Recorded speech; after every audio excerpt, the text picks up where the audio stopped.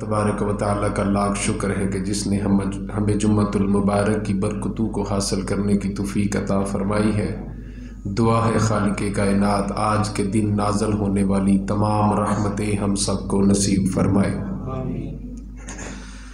ماشاءاللہ سے رمضان المبارک کی آمد ہے جو کہ صرف چند دن کے فاصلے پر ہے۔ اللہ سے دعا ہے اللہ ہمیں رمضان کی رحمتیں سمیٹنے اور اس کا ادب کرنے کی توفیق عطا فرمائے۔ عزیز دوستوں، بزرگوں، پیارے بھائیوں اور بچوں، ہمارے ہاں جب کوئی بڑی محفل ہوتی ہے تو اس کے آغاز میں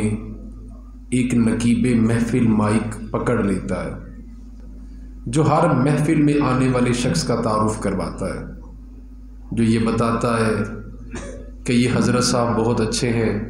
یہ بہت اچھا بولتے ہیں، ان کا یہ نام ہے، ان کی یہ شان ہے، ان کی کیا بات ہے۔ وہ تعارف کرواتا ہے، پھر کہتا ہے کہ آپ کے نعرے کی گونج میں، آپ کے جذبوں کے ساتھ، آپ کی داد کے ساتھ میں ان کو دعوت دیتا ہوں۔ اسی طرح وہ جب کوئی تلاوت کرنے والا آتا ہے تو ان کی تلاوت کے بارے میں قاری القراء، فخر القراء بڑے بڑے القابات سے نوازتا ہے اور کہتا ہے کہ میں آپ دعوت دینے لگا ہوں، یہ بہت خوبصورت قرآن پاک پڑھتے ہیں، ان کا انداز بڑا میٹھا ہے، یہ بہت پیارا قرآن پڑھتے ہیں، بڑے پیارے انداز سے قرآن کو تلاوت کرتے ہیں۔ وہ تعارف کروا رہا ہوتا ہے۔ اسی طرح نعت خواں کا بھی تعارف وہ کرواتا ہے جو نقیب محفل ہوتا ہے، کچھ لوگ اسے اسٹیج سیکٹری بھی بولتے ہیں۔ تو میرے عزیزوں، کبھی کبھار یوں لگتا ہے کہ شاید ان کے لفظ رٹے رٹائے ہیں،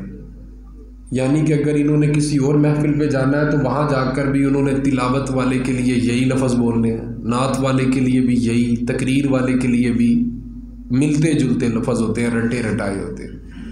یعنی کہ جو نقابت کرتا ہے وہ ہر جگہ پہ ایک ہی شان سے سب کو نوازتا رہتا ہے۔ وہ کہتا ہے کہ یہ قاری صاحب، ان کی کیا بات ہے۔ دوسری محفل پہ گیا تو وہیں جا کر وہی لفظ بولے کسی اور بندے کے لیے، کہا جی یہ قاری صاحب، ان کی کیا بات۔ اگلی محفل پہ گیا تو آگے کسی اور بندے کے لیے جا کر کہہ دیا جی ان کی کیا بات۔ میرے عزیزو، اگر ہم کسی محفل میں بیٹھے ہوں اور نقیب محفل کی جگہ پہ کوئی صوفی صاحب، کوئی حضرت صاحب، کوئی بڑا شخص، کوئی عالم، کوئی پیر، کوئی بزرگ سپیکر پکڑے اور سپیکر پکڑ کے کہے کہ اب میں جس کا تعارف کروانے لگا ہوں وہ کوئی عام بندہ نہیں ہے، وہ بہت خاص ہے، اس کا انداز بہت خاص ہے، اس کا وجود بڑا خاص ہے، اس کا یہاں پر ہونا بڑا کمال ہے، تو ہم پھر غور سے سنیں گے، یہ سنیں گے کہ ہمارے حضرت صاحب جن کی تعریف کر رہے ہیں یہ روٹین سے ہٹ کے ہے، یہ وہ تعریف نہیں ہے جو نقیب کرتا ہے، جو نقابت کرنے والا کرتا ہے، یہ وہ تعریف نہیں جو ہر نقابت کرنے والا ہر کسی کے لیے ایک جیسے جملے بولتا ہے۔ نہیں، ہم سمجھتے ہیں کہ یہ تعریف بڑی خاص ہے کیونکہ یہ ہمارے حضرت صاحب کر رہے ہیں، ہمارے حضرت صاحب ان کی تعریف کر رہے ہیں، یہ بندہ واقعی کوئی خاص ہوگا، کیونکہ حضرت صاحب تو ہر بندے کی تعریف کرتے نہیں، تو وہ بندہ بڑا خاص ہوگا جس کی حضرت صاحب تعریف کریں گے۔ اور جب وہ بیان کرے گا یا تلاوت کرے گا یا نعت پڑھے گا تو اس کی نعت ہم کسی اور انداز سے سنیں گے، ہمیں پتہ ہوگا کہ یار اس کی تعریف حضرت صاحب نے کی ہے، یہ تو واقعی بڑا کمال کا بندہ ہے۔ تو میرے بھائیوں، مثال دی ہے آپ کو سمجھانے کے لیے کہ رمضان المبارک کوئی عام مہینہ نہیں ہے، کوئی سادہ مہینہ نہیں ہے۔ اگر کسی عام سے بندے کا تعارف کوئی پیر، کوئی بزرگ، کوئی عالم کروائے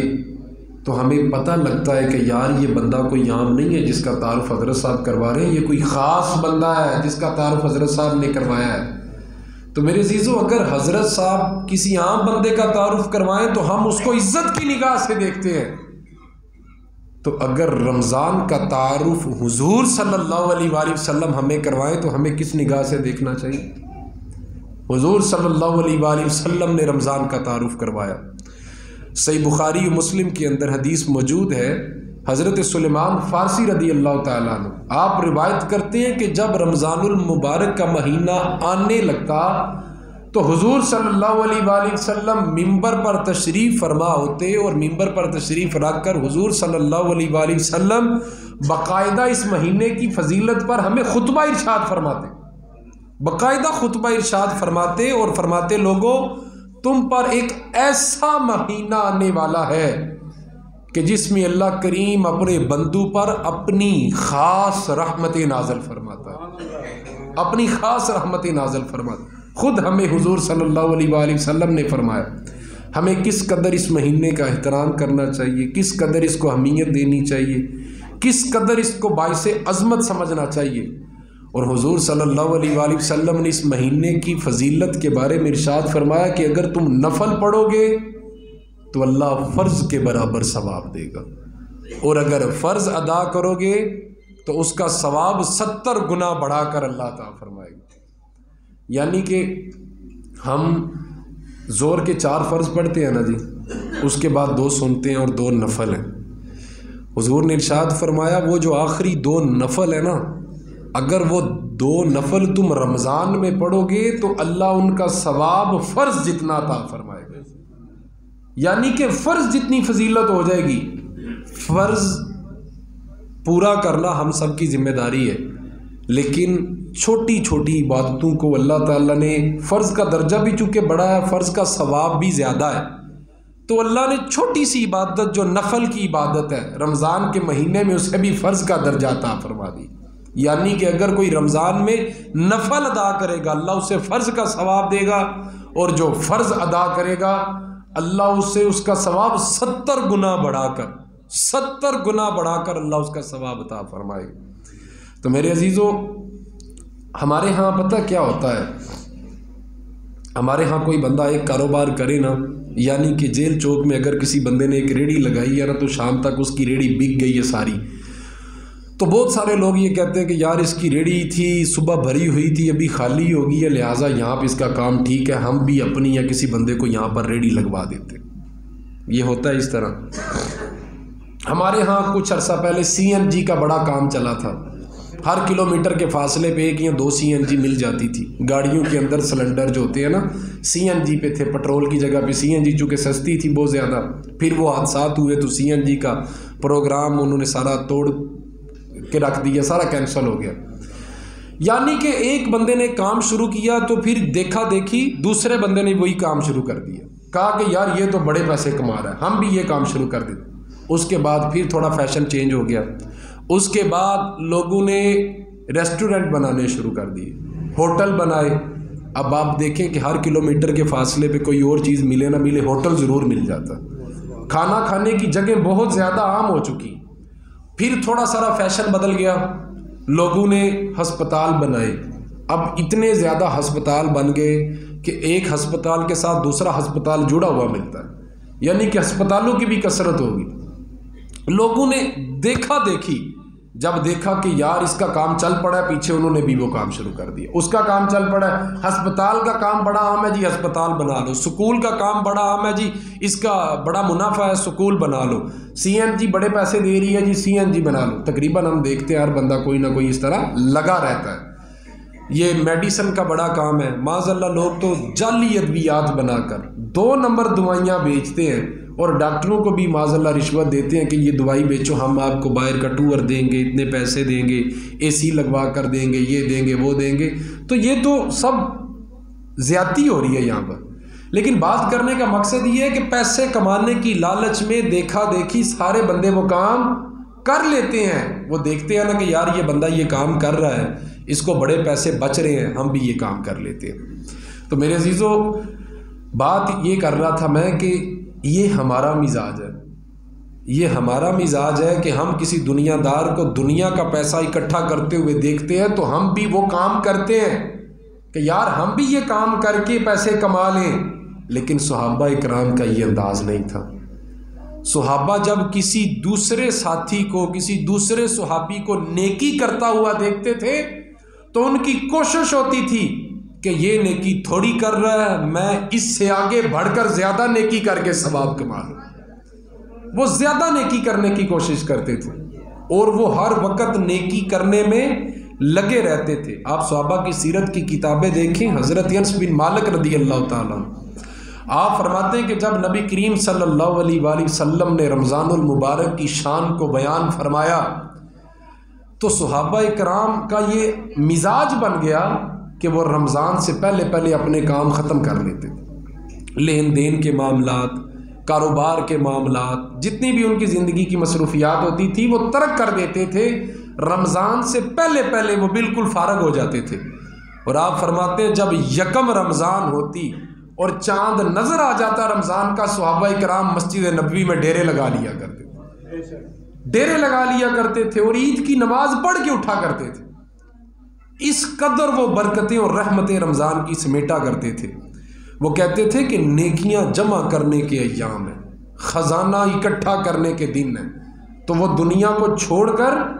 مسجد میں آ کے اللہ سے اپنا رشتہ جوڑ لیتے تھے۔ آپ دیکھیں نا میرے عزیزو، حضور صلی اللہ علیہ وآلہ وسلم کی زندگی بڑی مصروف زندگی رہی، بڑی مصروف زندگی تھی حضور صلی اللہ علیہ وآلہ وسلم کی۔ اعلان نبوت کے بعد 23 سال حضور صلی اللہ علیہ وآلہ وسلم نے 23 سال میں اتنا کام کیا ہے کہ کوئی بندہ 23,000 سالوں میں بھی اتنا کام نہیں کر سکتا۔ حضور صلی اللہ علیہ وآلہ وسلم ہر عمل کے میدان کے اندر ہمیں نظر آتے ہیں، یعنی کہ آپ باپ بن کے بھی اپنی ذمہ داریاں پوری فرما رہے ہیں، یعنی کہ آپ ایک شوہر بن کے بھی اپنی ذمہ داریاں پوری فرما رہے ہیں، یعنی کہ آپ ایک بادشاہ بن کے، ایک حکمران بن کے بھی اپنی ذمہ داریاں پوری فرما رہے ہیں، آپ ایک اچھے دوست بن کے بھی اپنی ذمہ داریاں پوری فرما رہے ہیں، آپ ایک اچھا بیٹا بن کے بھی اپنی ذمہ داریاں پوری فرما رہے ہیں، آپ ایک اچھا ساتھی بن کے بھی اپنی ذمہ داریاں پوری فرما رہے ہیں، اور آپ ایک اچھا خدا کا بندہ بن کے بھی اپنی ذمہ داریاں ساری پوری فرما رہے ہیں۔ آپ دیکھیں نا حضور صلی اللہ علیہ وآلہ وسلم کی کتنی مصروف زندگی تھی، کتنی مصروف زندگی تھی کہ 23 سالوں کے اندر آپ مبارک نے 23,000 سال جتنا کام کیا، یا اس سے بھی زیادہ کوئی بندہ اتنا کام نہیں کر سکتا۔ حضور صلی اللہ علیہ وآلہ وسلم ہمیں عمل کے میدان میں ہر نمونے میں نظر آتے ہیں۔ آپ ایک باپ کے روپ میں نظر آتے ہیں، آپ ایک دوست کے روپ میں نظر آتے ہیں، آپ ایک احسان کرنے والے کے روپ میں نظر آتے ہیں، محسن کے روپ میں نظر آتے ہیں۔ ہر انداز میں ہم آپ کی زندگی سے نمونہ حاصل کر سکتے ہیں، سبق لے سکتے ہیں۔ اس کے باوجود ہم دیکھتے ہیں کتنی مصروف زندگی کے باوجود حضور صلی اللہ علیہ وآلہ وسلم ہر وقت ہمیں خوش اخلاق اور رہنمائی کرتے ہوئے نظر آتے، ہر وقت حضور ہمیں خوش نظر آتے، ہر وقت حضور خوش تھے۔ اتنی ذمہ داریاں تھی، کاندھے مبارک پہ نبوت کی ذمہ داریاں تھی، اور بھی بہت ساری ذمہ داریاں تھی، لیکن اس کے باوجود حضور صلی اللہ علیہ وآلہ وسلم اپنی ذمہ داریوں کو بخوبی نبھا بھی رہے تھے اور مسکرا بھی رہے تھے، اور اللہ تعالیٰ کی نعمتوں کا شکر بھی ادا کر رہے تھے، اور ساری ساری رات جاگ کے اللہ کی عبادت کر رہے تھے۔ آپ دیکھیں نا ایک دفعہ حضور صلی اللہ علیہ وآلہ وسلم نے بڑے پیارے انداز میں رمضان کی آمد کے بارے میں ارشاد فرمایا۔ حضور کا ایک اپنا انداز ہے، حضور نے ارشاد فرمایا ماذا یستقبلکم وماذا تستقبلون، وہ دیکھو کون آ رہا ہے سامنے، وہ دیکھو کون آ رہا ہے، تم کس کی طرف جا رہے ہو، وہ کون آ رہا ہے، تم کس کی طرف جا رہے ہو، وہ کون آ رہا ہے، تم کس کی طرف جا رہے ہو۔ حضور منبر پر تشریف فرما تھے، انداز مبارک دیکھیے، حضور نے فرمایا وہ دیکھو سامنے کون آ رہا ہے، تم کس کی طرف جا رہے ہو، کون تمہاری طرف آ رہا ہے، کون تمہاری طرف آ رہا ہے۔ حضرت عمر رضی اللہ تعالیٰ عنہ کھڑے ہوئے عرض کی یا رسول اللہ صلی اللہ علیہ وسلم، حضور کیا کوئی اللہ کی طرف سے وحی نازل ہوئی، کیا کوئی آیت مبارک نازل ہوئی، کیا اللہ کی طرف سے کوئی پیغام نازل ہوا، کیا چیز آ رہی ہے اللہ کی طرف سے؟ حضور نے فرمایا نہیں، وہ دیکھو کون تمہاری طرف آ رہا ہے، تم کس کی طرف بڑھ رہے ہو، تمہاری طرف کون آ رہا ہے۔ اس وقت جنگ کا دور تھا، عرض کی یا رسول اللہ صلی اللہ علیہ وآلہ وسلم کیا کوئی جنگجو آ رہے ہیں، کیا کوئی میدان سجنے لگا ہے جنگ کا، حضور کون آ رہا ہے، کیا کوئی بلاوا آیا، کوئی ایلچی آیا ہے جنگ کا پیغام لے کر، حضور حکم فرمائے کون آ رہا ہے۔ حضور نے فرمایا نہیں، وہ دیکھو سامنے کون آ رہا ہے، تم کس کی طرف جا رہے ہو۔ حضرت عمر آخر میں بول پڑے، عرض کی یا رسول اللہ اللہ بہتر جانتا ہے یا اللہ کا رسول صلی اللہ علیہ وآلہ وسلم بہتر جانتے ہیں۔ حضور آپ ارشاد فرمائیں، آپ ہی ارشاد فرمائے کہ سامنے کون آ رہا ہے اور ہم کس کی طرف جا رہے ہیں۔ حضور کا انداز محبت دیکھیے، حضور نے ارشاد فرمایا تمہاری طرف رمضان آ رہا ہے اور تم رمضان کی طرف جا رہے ہو۔ یعنی کہ کتنا کریمانہ انداز ہے کہ وہ دیکھو تمہاری طرف کون آ رہا ہے، وہ دیکھو عظمتوں والا مہینہ آ رہا ہے، برکتوں والا، رحمتوں والا، فضیلتوں والا، اتنا مبارک مہینہ تمہاری طرف آ رہا ہے۔ اور حضور صلی اللہ علیہ وآلہ وسلم نے اس رمضان المبارک کے بارے میں ارشاد فرمایا، حضور نے فرمایا یہ گناہوں کی بخشش کا مہینہ ہے۔ اور صحابہ روایت کرتے ہیں کہ ہم نے کبھی بھی حضور صلی اللہ علیہ وآلہ وسلم کو 2 مہینوں کے روزے اکٹھے رکھتے ہوئے نہیں دیکھا، ایک شعبان کے اور دوسرے رمضان کے۔ حضور کثرت کے ساتھ، ذمہ داری کے ساتھ، اور روزہ چونکہ فرض ہے اور اس کی فضیلت ایمان کے بعد، نماز کے بعد زیادہ ہے، یہ فرائض میں آتا ہے، تو حضور صلی اللہ علیہ وآلہ وسلم نے رمضان کے بارے میں ارشاد فرمایا، حضور نے ارشاد فرمایا رمضان تمہارے گناہوں کو مٹانے کے لیے آتا ہے۔ رمضان تو اللہ تعالیٰ کی طرف سے تمہارے اوپر ایک احسان عظیم ہے کہ اللہ نے تمہیں رمضان دیا، تم روزے رکھو، اور اللہ اس رمضان کے اندر تمہارے روزے کی وجہ سے تمہارے اندر جو بھٹی لگتی ہے، رمضان کا مطلب ہے جل جانا۔ جب ہم روزہ رکھتے ہیں نا تو ہمیں بھوک لگتی ہے، پیاس لگتی ہے،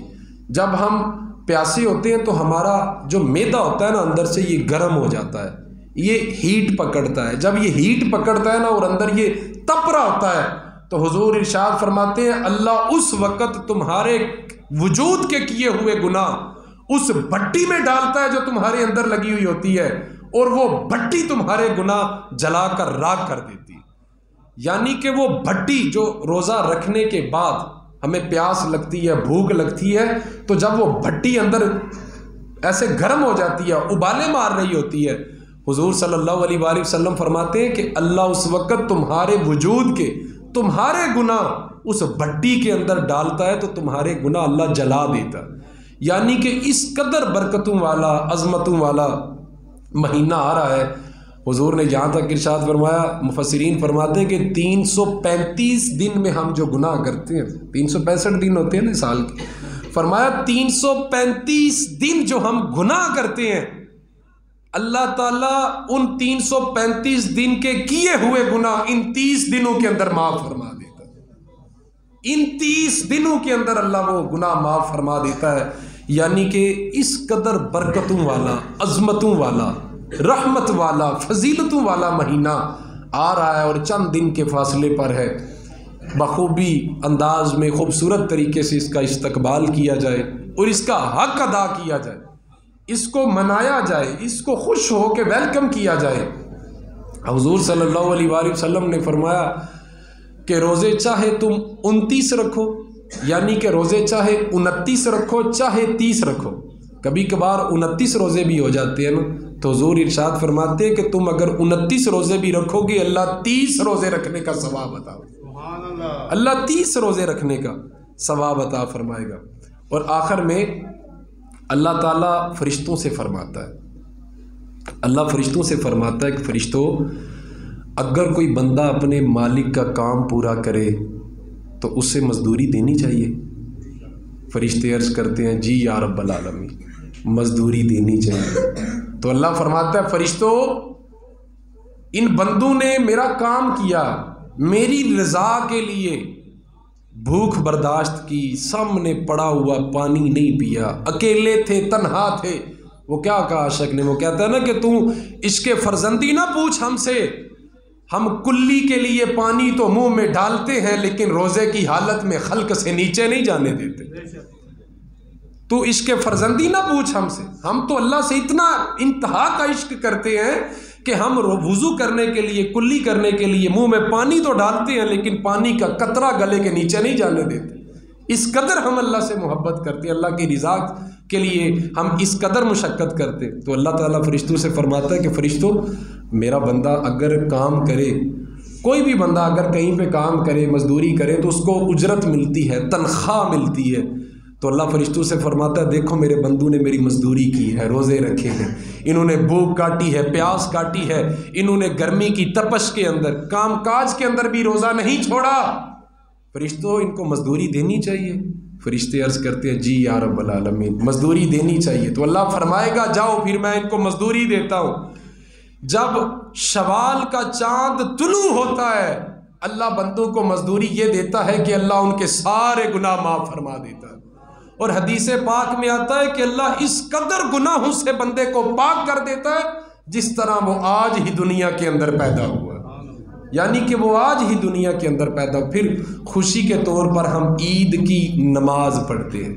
یعنی کہ وہ جو دو ہم نماز کے دو سنت نفل پڑھتے ہیں نا، وہ شکرانے کے نفل ہوتے ہیں، کہ یعنی کہ ہم شکر ادا کرتے ہیں اکٹھے ہو کے اللہ کا شوال کے پہلے دن کہ یا اللہ ہم تیرا شکر ادا کرتے ہیں کہ تو نے ہمارے گناہ معاف فرما دیے۔ پھر ہم ایک دوسرے کو گلے ملتے ہیں، عید کی خوشی مناتے ہیں اور ایک دوسرے کو عید مبارک کہتے ہیں کہ تمہیں بھی مبارک ہو اللہ نے تمہارے گناہ معاف فرما دیے، مجھے بھی مبارک ہو اللہ نے میرے گناہ معاف فرما دیے۔ ہم خوشی کا اظہار کرتے ہیں ایک دوسرے کو گلے مل کے۔ لیکن یہ سب کب ہوتا ہے؟ جب ہم رمضان کی برکتوں کو حاصل کرتے ہیں۔ یہ اس وقت ہوتا ہے جب ہم رمضان المبارک کا ادب کرتے ہیں، یہ اس وقت ہوتا ہے جب ہم رمضان المبارک کو خوبصورت انداز سے استقبال کرتے ہیں اس کا، اور اسے ویلکم کرتے ہیں، اور پھر اس کے اندر جو چیزیں کرنے والی ہیں وہ پوری کرتے ہیں، یعنی کہ روزہ رکھتے ہیں، سحری کرتے ہیں، افطاری کرتے ہیں۔ یہ ساری چیزیں تب جا کر حاصل ہوتی ہیں۔ اب دیکھیں نا، جب ہم حج پر جانے لگتے ہیں تو ہم حج پر جانے سے پہلے، اب تو حج بھی بڑا مہنگا ہو گیا ہے، یعنی کہ 15 لاکھ پر چلا گیا، لیکن اللہ جسے بلا لے، اللہ تعالیٰ تو جسے چاہے بلا لے۔ وہ ایک بندے نے کسی غریب آدمی سے پوچھا نا، ریڑھی لگاتا تھا بندہ، تو ریڑھی والے نے ایک چودھری کو کہا کہ میں حج کر کے آیا ہوں حاجی صاحب، آپ نے بھی حج کیا ہوا ہے، میں نے بھی حج کر لیا ہے۔ تو وہ سیٹھ آدمی اسے کہنے لگا تو نے حج کیسے کر لیا، تو ریڑھی لگاتا ہے۔ تو بندہ سادہ تھا، عشق تگڑا تھا، اس نے کہا چودھری صاحب ریڑھی میں لگاتا ہوں، میرا اللہ ریڑھی نہیں لگاتا، ریڑھی میں لگاتا ہوں، میرا اللہ ریڑھی نہیں لگاتا، میرا اللہ تو بے نیاز ہے، وہ جسے چاہے اپنے دروازے پہ بلا لے، وہ تو چن لیتا ہے، وہ تو چن لیتا ہے کسی بندے کو، جسے چاہے اللہ چن لے۔ تو میرے عزیزو، جب ہم حج پر جانے لگتے ہیں اللہ سے دعا کرتے اللہ مجھے بھی اور آپ کو بھی حج کی سعادت نصیب فرمائے، اللہ تعالی ہمیں اپنا کعبہ اور مدینہ دیکھنے کی سعادت حاصل فرمائے، آمین ثم آمین۔ جب ہم حج پر جانے لگتے ہیں تو ہم ہر کسی سے معافی مانگ رہے ہوتے ہیں، ہم گھروں میں جاتے ہیں، اپنے دوست احباب سے معافی مانگتے ہیں کہ یار اتنا بڑا فریضہ ادا کرنے جا رہے ہیں، فرض حج ادا کرنے جا رہے ہیں، عرفات کے میدان میں کھڑے ہوں گے، منع میں جائیں گے، سعی کریں گے، مقام ابراہیم پہ جائیں گے، جگہ جگہ جا کر ہم نوافل ادا کریں گے، غار ثور غار ہیرا میں جائیں گے، آقا کا روزہ دیکھیں گے۔ تو وہ چاہتے ہیں کہ ہم جب اتنا بڑا فریضہ ادا کرنے جا رہے ہیں تو پیچھے سے ہم معافی مانگ کے جائیں، تاکہ ہم پیچھے سے سرخرو ہو کر جائیں گے نا تو اللہ بھی آگے ہمیں معاف فرما دے۔ ہر بندے کی یہ کوشش ہوتی ہے کہ حج پر جب وہ جاتا ہے تو معافی مانگ کر جاتا ہے، گھروں میں جا کر معافی مانگتے ہیں، راضی کرتے ہیں لوگوں کو اور کہتے ہیں کہ یار کسی بھی طریقے معافی دے دو، میں حج پر جانے لگا ہوں، اور وہ اتنا بڑا فریضہ ادا کرنے جا رہا ہوں، تو اگر تم پیچھے سے ناراض رہ گئے اور میرا حج قبول نہ ہوا تو ضائع چلا جائے گا سارا کچھ۔ تو بندے گڑ گڑاتے ہیں، معافی مانگتے ہیں، مانگنی بھی چاہیے، اچھی بات ہے، لیکن میرے عزیزوں بات کرنے کا مقصد اور مطلب یہ ہے کہ حج کے دنوں میں صرف ایک دن اللہ کا عرش آسمان دنیا پر آتا ہے جیسے اس کی شان کے لائق، صرف ایک دن، وہ بھی عرفات کے دن 9 ذی الحج کو اللہ کا عرش آسمان دنیا پر آتا ہے، اور اللہ وہاں پر ارشاد فرماتا ہے کوئی ہم سے مانگنے والا ہے، کوئی ہم سے رزق کا سوال کرنے والا ہے، کوئی ہم سے کرم کا سوال کرنے والا۔ 9 ذی الحج کو عرفات کے دن اللہ کا عرش آسمان دنیا پر آتا ہے، بڑی فضیلت ہے اس دن کی، بڑا مقام ہے اس دن کا۔ لیکن میرے یارو، جو حج کو نہیں جا سکتے، جو حج کی طاقت نہیں رکھتے، حضور صلی اللہ علیہ وآلہ وسلم نے ان کے لیے یہ رتبہ دیا ہے، ان کو یہ مقام دیا ہے کہ حضور ارشاد فرماتے ہیں جب رمضان کا چاند طلوع ہوتا ہے اور ایک پہلا روزہ شروع ہو جاتا ہے تو حضور ارشاد فرماتے ہیں پہلے روزے سے لے کر آخری روزے تک اللہ کا عرش آسمان دنیا پر 30 دن تک موجود رہتا ہے، 30 دن تک موجود رہتا ہے، اور فرشتے سوال کرتے ہیں اللہ کی طرف سے، فرشتے کہتے ہیں کہ اے نیکی کی زندگی گزارنے والے تجھے مبارک ہو، اللہ نے تجھے معاف فرما دیا۔ اور جو برائی کی زندگی گزار رہے ہوتے ہیں فرشتے اس کے لیے بھی دعائیں کر رہے ہوتے ہیں اور اس سے کہہ رہے ہوتے ہیں آ جا اللہ کی طرف، کر لے توبہ، آ جا اللہ کی طرف، اللہ سے راضی ہو جا، اللہ کو راضی کر لے، کیونکہ یہ برکتوں والا، رحمتوں والا، فضیلتوں والا مہینہ آ رہا ہے۔ تو میرے عزیزو، یہ بڑا مبارک مہینہ ہے، بڑی فضیلت ہے اس مہینے کی، بڑا درجہ ہے اس مہینے کا، بڑا رتبہ ہے اس مہینے کا۔ تو کوشش کریں کہ رمضان المبارک کی آمد سے پہلے اس کا استقبال کرنے کی پوری تیاری کریں۔ آپ دیکھیں نا، حضور نے ارشاد فرمایا، اور کتنی پیاری آپ نے مثال دی۔ حضور صلی اللہ علیہ وآلہ وسلم ارشاد فرماتے ہیں کہ جیسے تم جنگ کے اندر کھڑے ہو اور سامنے سے تیروں کی بارش ہو رہی ہو، تو تم بغیر ڈھال کے، جو ڈھال ہوتی ہے نا گول ہوتی ہے یا لمبی ہوتی ہے، جو پولیس والوں نے بھی پکڑی ہوتی ہے، ہمارے نوجوان جب تصادم ہوتا ہے تو وہ پتھر مار رہے ہوتے ہیں تو آگے پتہ ڈھال کر لیتے ہیں، وہ ڈھال ہوتی ہے۔ تو جنگ کے دوران بھی وہ ڈھال جب کوئی بندہ وار کرے یا تیروں کی برسات ہوتی تھی تو وہ اس طرح اپنے آگے ڈھال کر لیتے تھے۔ تو حضور صلی اللہ علیہ وآلہ وسلم نے فرمایا جیسے جنگ کے میدان میں تمہیں ڈھال بچاتی ہے تیروں سے اور تم بچ جاتے ہو، حضور ارشاد فرماتے ہیں رمضان کے روزے اسی طرح تمہیں دوزخ کی آگ سے ڈھال بن کے بچا لیتے ہیں۔ ڈھال بن جاتے ہیں یہ رمضان کے روزے تمہارے لیے، یہ ڈھال بن جاتے ہیں اور دوزخ کی آگ سے تمہیں بچا لیتے ہیں۔ اور پھر اس کا اجر کیا ہے؟ حضور صلی اللہ علیہ وآلہ وسلم نے ارشاد فرمایا کہ یہ گناہوں کی بخشش کا تحفہ لے کر آ رہا ہے، یہ مغفرت کا تحفہ لے کر آ رہا ہے، اللہ کی رحمت کا تحفہ لے کر آ رہا ہے۔ اور جو بندہ اس رمضان المبارک کے اندر 2 نفل ادا کرے گا،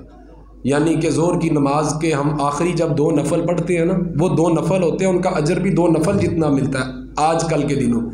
لیکن حضور نے ارشاد فرمایا جو بندہ رمضان میں 2 نفل بھی پڑھے گا اللہ اسے فرض کا ثواب عطا فرمائے گا، اور جو فرض ادا کرے گا اللہ اسے اس فرض کا ثواب 70 گنا بڑھا کر عطا فرمائے گا۔ تو میرے عزیزوں دیکھیں نا کتنی برکتوں والا مہینہ ہے۔ آپ سحری کر رہے ہیں، فرشتے ثواب لکھ رہے ہیں۔ آپ روزہ رکھ کے نماز پڑھ کے قرآن کی تلاوت کر کے سو گئے، فرشتے ثواب لکھ رہے ہیں۔ آپ سوئے ہوئے ہیں، فرشتے ثواب لکھ رہے ہیں۔ آپ اٹھے ہیں، تسبیح پڑھ رہے ہیں، فرشتے ثواب لکھ رہے ہیں۔ آپ افطاری کر رہے ہیں، کھانا کھا رہے ہیں، کھانا آپ کھا رہے ہیں، فرشتے آپ کے کھانے کا بھی ثواب لکھ رہے ہیں۔ آپ تسبیح کر رہے ہیں، فرشتے ثواب لکھ رہے ہیں۔ آپ روزے کی حالت میں کام کر رہے ہیں، فرشتے ثواب لکھ رہے ہیں۔ رمضان کے اندر آپ کوئی بھی عمل کر رہے ہوتے ہیں، فرشتے اس کا ثواب لکھ رہے ہوتے ہیں، کیونکہ یہ ہے ہی ثواب والا مہینہ، ہے ہی برکت والا مہینہ۔ اور ایک حدیث میں آتا ہے حضور صلی اللہ علیہ وآلہ وسلم نے ارشاد فرمایا روزے دار کو اللہ 2 خوشیاں عطا فرماتا ہے۔ ایک خوشی اسے تب ملتی ہے جب وہ روزہ کھولتا ہے، جب بندہ روزہ کھولتا ہے نا اسے بڑی خوشی ہوتی ہے، مجھے بھی ہوتی ہے، آپ کو بھی ہوتی ہے۔ جب ہم مشقت کر کے کام کر کے پانی کا گھونٹ پیتے ہیں یا کھجور کھاتے ہیں، بڑی خوشی ہوتی ہے کہ یار روزے کے قریب آ گئے، ہم نے کھانے کو پا لیا، ہم نے کھانا کھایا، پانی پیا، تو جسم کے اندر ایک طاقت سی آتی ہے، نشو و نما سی آتی ہے، تو بندہ خوش ہوتا ہے۔ حضور اللہ تعالیٰ ارشاد فرماتا ہے کہ روزے دار کو میں 2 خوشیاں عطا کرتا ہوں۔ ایک جب وہ روزہ افطار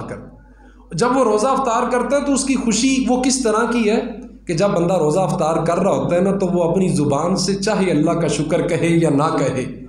لیکن جب وہ پانی پیتا ہے، شربت پیتا ہے نا، تو اس کی آنتوں سے جب شربت گزرتا ہوا جاتا ہے نا تو حضور ارشاد فرماتے ہیں جس آنت سے پانی گزرتا ہے وہ آنت اللہ کا شکر ادا کر رہی ہوتی ہے۔ اور دوسری خوشی حضور نے ارشاد فرمایا روزے دار کے لیے یہ ہے کہ جو روزے دار ہوگا اس کے لیے دوسری خوشی اللہ تعالیٰ نے یہ رکھی ہے کہ کل بروز محشر اللہ روزے دار کو اپنا دیدار عطا فرمائے۔ میرے عزیزوں یہ بڑی سعادت کی، بہت بڑی سعادت کی بات ہے، بہت بڑی سعادت کی بات ہے۔ تو میرے عزیزوں حضور صلی اللہ علیہ وآلہ وسلم نے ارشاد فرمایا روزے کا اجر کیا ہے؟ روزے کا اجر خدا خود ہے۔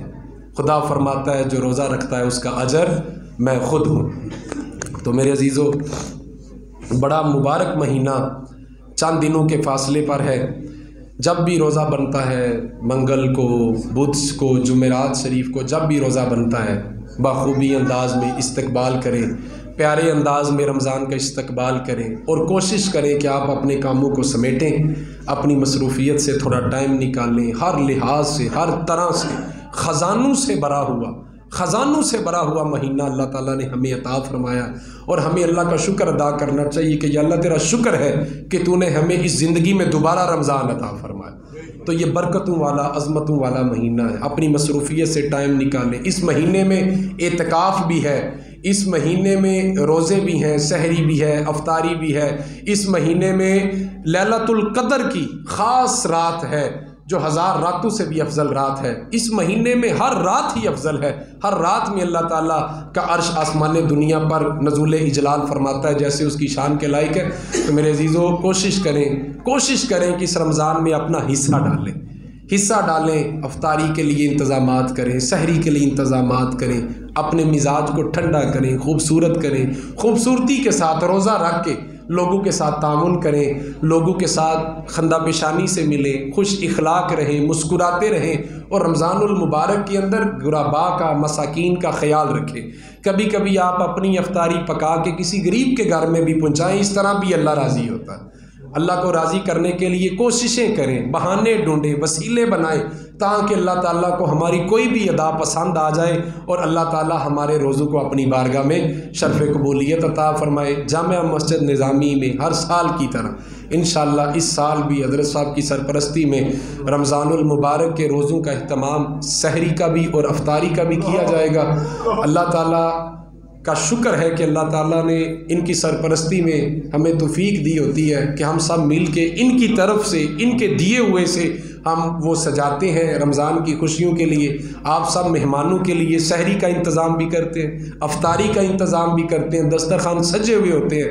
آپ آئیں، رونقوں کو مل کے دوبالا کریں، خوشیوں میں شامل ہوئیں اور اللہ تعالیٰ کا شکر ادا کریں۔ جو بندے اپنے گھروں کے اندر یا مشکلوں میں کوئی کام کر رہا ہے یا مارکیٹ میں رہتے ہیں، جو گھر میں نہیں جا سکتے، یا گھروں سے بھی اگر بندے مسجد میں آنا چاہتے ہیں، تو ہر خاص و عام کو دل کی اتھا گہرائیوں سے اس مبارک مہینے میں خوش آمدید کہتے ہیں۔ اب یہاں پر آئیں، سحری اور افطاری ہماری ذمہ داری ہے، انشاءاللہ روزہ رکھوائیں گے بھی اور روزہ کھلوائیں گے بھی۔ تو کوشش کریں کہ مسجد کے اندر پہلا روزہ آپ افطار کریں، کیونکہ مسجد کی بڑی فضیلت ہے۔ حضور صلی اللہ علیہ وآلہ وسلم میں بھی مسجد میں ہی آپ روزہ افطار فرمایا کرتے تھے، آپ کے صحابہ بھی مسجد میں روزہ افطار فرماتے تھے۔ کوشش کریں مسجد میں آئیں، روزہ افطار یہاں پہ کریں، پھر نماز پڑھیں، جا کے گھر جائیں اور اس کے بعد پھر تراویحوں کے لیے آپ مسجد میں آئیں۔ تو میرے عزیزو آج کا جو ہمارا عنوان اور سبق تھا وہ یہی تھا کہ رمضان المبارک برکتوں والا، عظمتوں والا، رحمتوں والا، خزانے سے بھرا ہوا اللہ نے مہینہ ہمیں عطا فرمایا،